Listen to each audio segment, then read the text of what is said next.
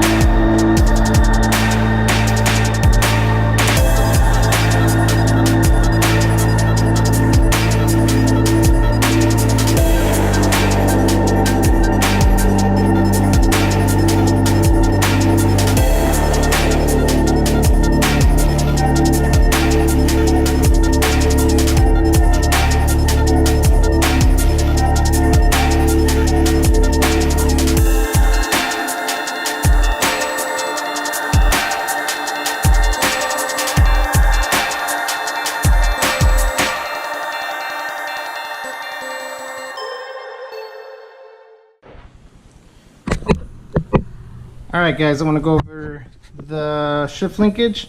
Gotta pull this clip, another one right there, cotter pin, and cotter pin.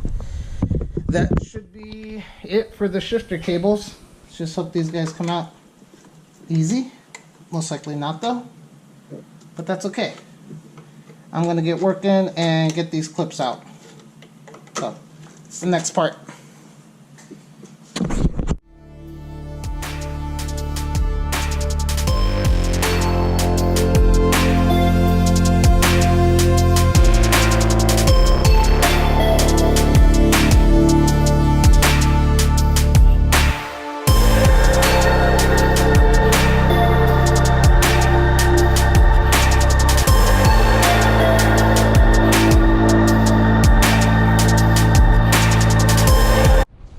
Alright, just to recap, 2 clips, cotter pin, remove, shift linkage cables, right up here.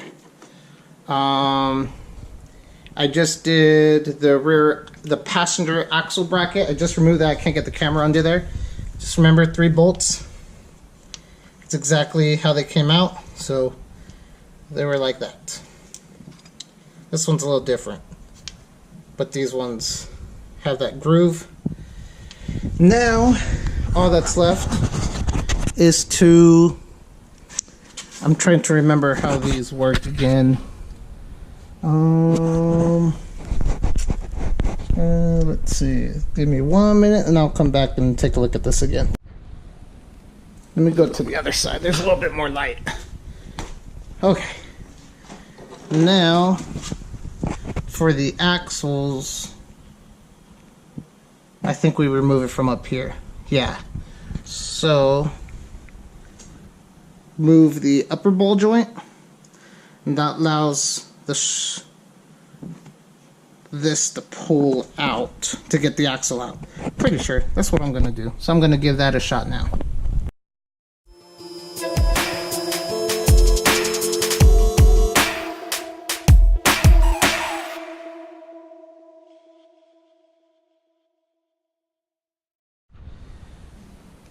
Okay guys, I don't have very good lighting to show you guys how to remove the axles. My lighting's kind of poor in here. So let me just show you what all I had to remove. I removed that, what was that one? Outer tie rod. I removed it from the top. And then I removed this bolt right, let me see if you guys, right there. Goes across this guy right here. And then I removed the bottom ball joint. Don't know if it's all necessary, but that's what I did to slide it out. Also on the driver's side, I had to remove these lines for the brakes and this one right here. Had to remove that line. So yeah, and then I popped out the axles.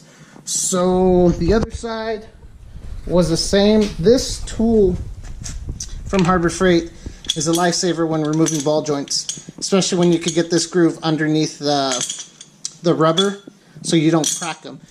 The only thing I did do wrong on this side was I messed up this guy here, the stud. I accidentally, the tool slipped and jacked up the threads, so I might have to replace one of the eBay lower control arms, but it's whatever. But same on this side. Removed it from there, removed it from the bottom. I slid all the bolts back through, except for this one. I just threw it off to the side right here, and I just left that one hanging because I can't put the bolt back through that. Now I'm going to, all that's left is removing, well, now I should be able to slide the header out, the rear motor mount, and the two passenger and driver side. Driver side and passenger. So I'm going to go ahead and get under there, remove the rear motor mount, and then get the engine hoist ready and pull this sucker out.